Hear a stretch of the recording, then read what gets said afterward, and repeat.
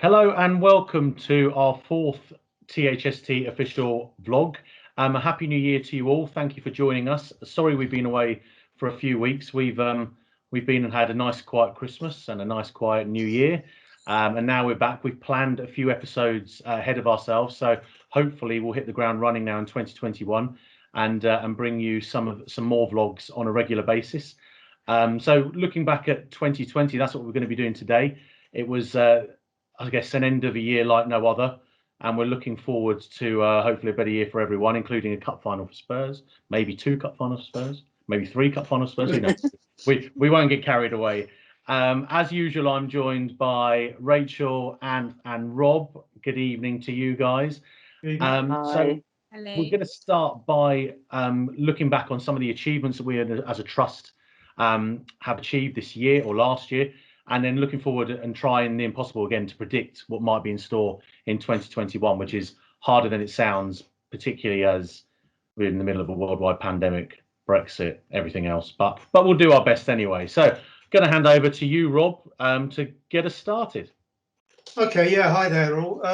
So back in the end of March 2020, the club announced their decision to cut salaries of 550 non-playing staff and to place a proportion of those on the government coronavirus retention scheme, which caused quite an outcry in the media, caused quite an outcry with a lot of supporters, and we sort of helped. We came together and helped to sort of really harness that outcry and to help focus it. We were quoted on Sky News, we were quoted in the Telegraph, we were quoted in quite a few sources really, and we sort of asked the club to explain why it needed to access the scheme. We put together sort of objectives that we felt that the club should be addressing, and really made them aware of how their position looked, not just to other supporters, I think to the country in general, because we were one of the first clubs to look at accessing the furlough scheme. After a while, after I think it was about 10 days or so, so we basically just asked the board to rethink their decision. And after 10 days or so, they pulled back and did rethink, and they announced that it would be reversing their decision. And so, yeah, I think we were just pleased that they saw sense and listened to fans on that occasion. And I felt we had quite a strong role to play in helping to shape what was generally held to be the view that it was a wrong thing that the club was doing, and just asking them to look again at their decision. So that was that really. Since then, since just after that, the club sort of did some really good stuff, using the stadium for maternity services, as a COVID-19 testing place. Yeah, so that's basically the couple of things that I think that I was, yeah, my review of 2020 is that the first part of COVID really. And I guess at a time, you know, everybody was really searching and didn't really know what was, even bigger organisations weren't actually sure what was going on, and people were still talking about March and April and everything will be fine, and little did we know. Yeah, thanks, Rob. I think it's worth mentioning as well, isn't it? The club's now come out and offered the stadium as a vaccination centre, and I think we were the first as a vaccination. I think Liverpool have done the same, haven't they? Yeah. So which is great, and as that continues. But yeah, thanks for that, Rob. Anth, you're gonna look at ticketing for us, aren't you? Yes, I won't go into too much detail, guys, because we already spoke about it in quite extensive detail in our episode before. So if you haven't checked that out, check out episode 3. It's really good content in there, but just a general summary. So we helped with making sure season ticket holders were treated fairly regarding season ticket renewals. So up until, I mean, essentially the window was going to open for renewals, just before lockdown was announced. And once that was announced, we thought it wasn't quite fair for fans to be paying a full amount when there was just so much uncertainty, and actually still is quite a lot of uncertainty around when football's going to restart again and when fans are fully going to be allowed back in the ground. So we just, had conversations with the club around that, and they agreed to not open it up. And we also were in constant communication with them about how they would do renewals for this season that's just, the season we're in at currently.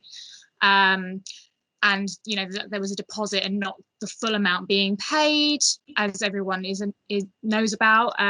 We also had conversations with the club around seat moves, so we made sure that was a fair process for fans wanting to relocate, and they were kept informed regularly about how to go about that process. Did a lot of work around the ballot with the club, how to make that a fair process, ticketing prices. We also, with the FSA, and it was a massive national effort, overturned the ridiculous £15 per match pay-per-view, which that was insane. And we're still kind of not sure what's going to be happening after mid-January, but we'll keep in touch around that. But like I said, most of the information on ticketing is in that website. On our last episode, so please go and have a look at that. I'm always grateful that we won. Football supporters in general won the fight against television pay-per-view games, because we gave our money to Food Bank, didn't we? But with 3 kids who are all mad Spurs fans like me, I was coming under huge pressure to still buy those pay-per-view games, which I didn't. But thank God we've now got them free to air, because that would have cost me a fortune with my kids. Particularly as my eldest son has a Skybox in his room anyways, and he knows the PIN number, so he probably would have bought it anyway. So I thought that was a fantastic win for us. I mean, that's honestly ridiculous, £15 for that. Unbelievable. Yeah, I can't imagine who came up with that figure, or whoever could have thought that it was going to work. Exactly. Oh yeah, I mean, can you imagine paying £15 for the Leicester game, or some of the games we've had, paying £15? At least I suppose in some aspects, if it finishes on the hour, we'd be winning 1-0 in some of those games. So you'd be like, okay, well, at least you go away with a smile. Anyway, I suppose I should move on. That's my personal opinion. Over to you, Rachel. Well, I mean, I suppose my sort of highlights really follow on from what Rob was talking about, and our sort of role as a trust. We have a real responsibility to our community that is part of our constitution. And I think despite, and in fact, maybe because of the pandemic, the work that we've done on a sort of a charitable basis has been phenomenal. And we always support certain charities. So, for example, Prostate UK, we've worked with them for many years doing the Cycle to Amsterdam, Cycle on You Spurs. But we continue to support them, for example. So actually our total is something like 125,000 over the years that we've raised for them. We also support other local charities, but I think this year more than ever, we've really reached out. And so, for example, if you remember the Orient game, the Leyton Orient match, that got called off because of the pandemic and the number of Orient support players who were testing positive.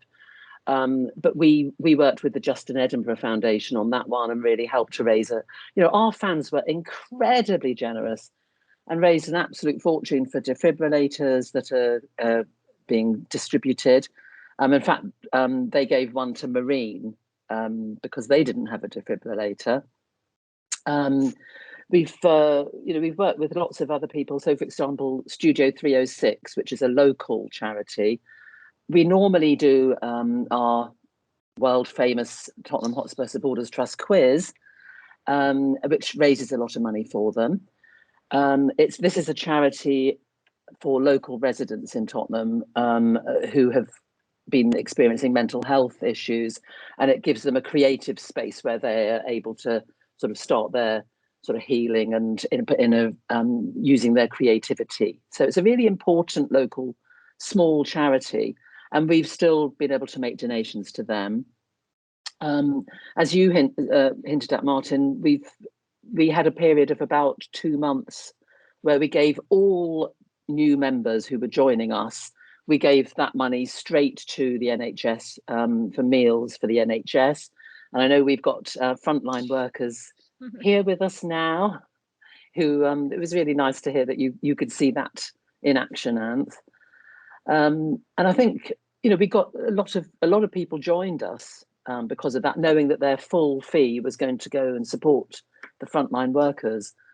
Of course, because of the pandemic, loads of people have been struggling financially, and the pressure on food banks has been immense. Again, we've been supporting the local food banks. We've been encouraging our members to make donations. And we have also made a lot of donations. So the Kick-Off Against Hunger has been launched recently, which is a joint venture with us and the club, supporting Tottenham Food Bank. But you know, there are so many ways that people are struggling. We were also approached by Haringey Social Services, and it was really quite heartbreaking to hear that there were 2,000 children in Haringey who were vulnerable, at risk, and who would not necessarily be having the best of Christmases. So as a trust, we all personally made donations to the Winter Toy Appeal, but also encouraged our members to as well, and the club again supported us with that. And you know, I heard from Haringey that every single one of those children were given vouchers and toys, just to bring a bit of relief at Christmas, which was really nice thing to be able to do.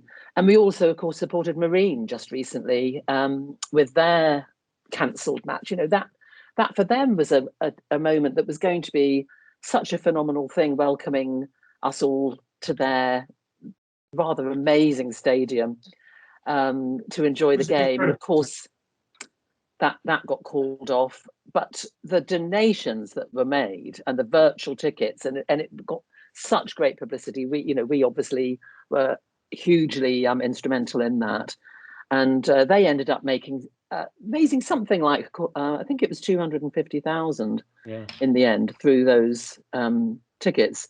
Even the Match of the Day team had to buy virtual tickets in order to go and film it. So, and of course with their raffle as well, which I thought was amazing, that Jose bought a raffle ticket, and if he wins, he'll have to go and manage them for a day. So have they announced the winners yet? I don't think they have. It could be have. us. Maybe I I'm bought wrong. a ticket, so I'm waiting to find out. Yeah, likewise. Yeah. I've bought one. You bought one. I thought they had announced it, but I might be wrong on that. But yeah, I'm hanging on hope because I want to bring my check after 16-year-old son on at half time if I'm pre-season to try and manage a pre-season game. Line Spurs up and bring a Buhagiar on. Will he replace you, Martin? That's what I want to know. I was going to say I'll be playing manager, obviously. You'll run yourself into the ground after the first 45 minutes. Hey, roll back the years. Roll back the years and probably hold back the tears as well when I sprint. No, I absolutely agree with Rachel over, like, that's probably been one of my highlights of the year, about how much we've done in the community, because it's needed now more than ever, really. I mean, I saw the meals for the NHS in, you know, March, April time during the first peak, was just unreal. The best food we've ever had in hospital, I'll tell you that. Really? Yeah, there was always food, and it was really nice. It was kind of a nice boost for people, and something you don't have to worry about. And I mean, you never really think about it, but over weekend shifts or night shifts, you don't really have access to the canteen is shut, for example. You don't have access to food very easily unless you've cooked it yourself. So it's quite something just not to have to think about when you've got a lot of other stresses and a lot of other things to think about in that moment. So that was something that was really, really appreciated, and it actually, like, really got me emotionally that was something that everyone was getting on board with and stuff, like, just from a personal personal note on that. And then definitely, like, the Haringey Winter Toy Appeal, that really I mean, we both saw the email, didn't we, Rachel? And we were both like, oh my God, we have to help them. So yeah, it's a shame I couldn't go and help wrap the presents like I wanted to because I was ill, but is what it is. It was heartwarming though, wasn't it? The meals for the NHS, the food bank, the reaction we got from our members and just Spurs fans generally, the winter toy appeal, and then also even, you know, for clubs like Marine and Leyton Orient, too, probably for Marine in particular, I was going to say for Leyton Orient, probably one of the biggest games in their calendar for the year, you know, playing a Premier League team in the League Cup. But for Marine, no doubt the biggest game in their history. Absolutely. And hats off as well to Marine's board for coming up with such a great idea to make and to interact with the supporters, which they did. But we were watching the game, like you were saying about the stadium, and going, oh my God, actually that stadium looks amazing. And I was saying with my eldest son, you know, if we're ever up in Liverpool or Everton watching Spurs away in years to come, we might try, and if Marine are ever playing on the Sunday or the Monday, stay up there and just go to Marine Stadium, because I actually want to see it. I want to see what it looks like. It just looks amazing, like brilliant. I will happily go to number 18 and bring the ball back. You know, that's just fantastic. The chairman's interview was amazing around that as well. You could tell he was so appreciative of all the donations. Yeah, absolutely. So yeah. So well done to Spurs supporters and also the Leyton Orient ordering the kits and the merchandise from the Leyton Orient shop and sending it to Leyton Orient fans. And, brilliant, just brilliant. Makes you realise what a great crowd we've got. And in terms of new things as well, obviously this vlog, podcast, whatever you want to call it, is new. We kicked it off in December last year, and this is our 4th episode. But we've also launched THST Forum, and we've registered more than 500 users. And we really see that as a way of conveying information on the issues we face, the work we do, responding to members' queries. It's not gone quite as we had imagined, because we did think, I guess, most of the questions would be around match attendance, and obviously none of us have been, apart from the lucky ones who attended the Arsenal game, most of them have been to a stadium for over a year, which is a real shame. And that's the area that generates most interest. So we're still looking for avenues to speak to our members, to get feedback, to receive feedback. But the forum is a great way for Spurs fans to get in contact with us and the club and ask us any questions, and to see if there's anything that we can help with, whether it's about the food, the drink, governance, whatever your issues. So please log on. You know, if you Google THSTOfficial forum, it will come up. You'll find it. You can go through our website, THSTOfficial.com, to find it there as well. And we look forward to you guys, to more members joining us in 2021. So now we're going to try and do the impossible. We're going to look into our mystic balls and sorry, crystal balls, and be mystic. And mystic balls are what they are, for a different conversation, and to see what's in store in 2021. It's difficult, particularly because we don't know when we're going to be back inside football stadiums, but there are things that we can say we're going to be doing. So Rob, back over to you. Yeah, I agree. It's really difficult, and it sort of slides. It keeps sliding along. You know, when we're going to be let into stadiums, who knows?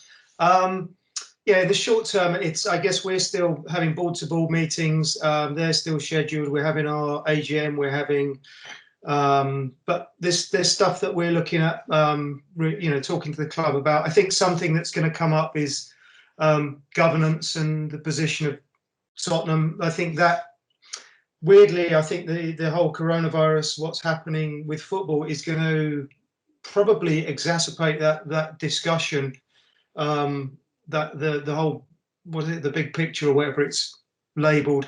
I think that will raise its I was going to say ugly head, but that would be, you know, showing everybody where my hand of cards was. I've just, yeah. Anyway, that will be raising its head again. So, and I think we're going to look at that issue hopefully soon in an episode, and get Martin on to talk about it, and where we as fans stand, and where the club stands on things like European Super League. So that's probably something that is looming on the horizon for 2021, probably 2022-ish. Yeah, the shape of new football. Yeah. And then also just we'll continue to discuss issues around the safe return of fans to the stadium, whenever that may be. Who knows? When is that? Yeah, come on, Ant, you must know. Come on, you must have some idea. Well, vaccinations are going well. That's the one thing that I can say that has gone well in terms of rolling out. So loads of old people will be able to go. That's fine. Old and vulnerable Excellent. people. I'm getting the vaccine tomorrow. I'm not old. Oh, well done. You should have got That's only because answer. it's just because I work in the front line. That's the only reason. Yeah. But yeah, so you know, we did that before when we did get a reduced capacity for how many games? Two games. Yeah. Two and Leicester, Two, but nearly Leicester three. never. Seems Nearly like a long three. time ago now, doesn't it? Yeah.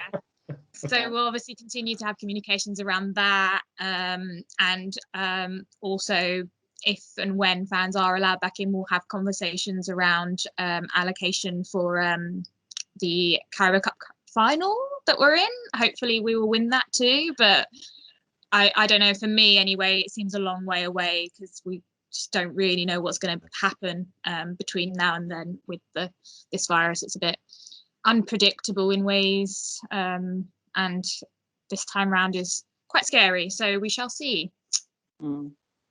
Thanks, Anne. Rachel? Yeah, and for me, I suppose some of the things that we're just having to think about are really, you know, with the virus and how we continue to achieve all the things that we need to as a trust without being able to meet. So, for example, we've got our annual general meeting coming up, and you know, we're obviously very keen for there to be a lot of involvement and you know, participation by members in that. So we're going to be doing a virtual one this time, which is going to be a new bit of learning for us all, because I'm sure we're all very excited about that. And we're going to be inviting Pete Hayne, our secretary, to come and talk to us for one of these, so that we can all learn, you know, about how that's going to look. And, you know, things like our quiz, you know, that I mentioned before, you know, obviously we'd much rather all be able to do it face to face, but, you know, if it's not going to be for another year, 18 months of being able to do that kind of thing in the Antwerp Arms, you know, we may have to look at doing things like that online as well. So it's just sort of finding ways around these difficulties. Yeah, we did a virtual Christmas quiz at my work, which yeah, this is where I guess ideas from our own personal the things that we've done personally or in our working lives, we could actually take into something like that. We did a Christmas quiz for you know, well over 150 people, and it worked quite well with Teams or with Zoom. So there are ideas, aren't there? And we're always looking at ways of achieving that interactivity with our members and Spurs supporters generally. So we will be back, and hopefully we'll be back in stadiums before long. And if I was a betting guy, I reckon it's going to be August, September. I don't think we'll get back this season. My personal view, but I just think if I was in a sweepstake, that's where I'll be heading. But you never know. You never know. We'll see what happens. But look, that's all from us this evening. As Rob, Anthoulla and Rachel said, we are going to be back. We've got a governance pod planned with our co-chair, Martin Cloak. We'll get Pete Hayne, our secretary, along for another one to talk about our AGM. And we have other ideas that we're working on to make this pod as exciting, dynamic, and as different as possible. But again, if you have any ideas, please email us at info@THSTOfficial.com. Feel free to go onto our website, have a look around, let us know. You can contact us on Facebook as well, or Twitter, and you can let us know your ideas for this forum, so we can make sure we're hitting the right note with you, our members. Just to say again, you can watch us if you listen to us on Spotify or iTunes. That's great. If you want to see what we look like and see what our facial expressions are during these pods, you can log on to YouTube. You may well already do that, and you might prefer to now listen to us only on Spotify or iTunes. The choice is yours.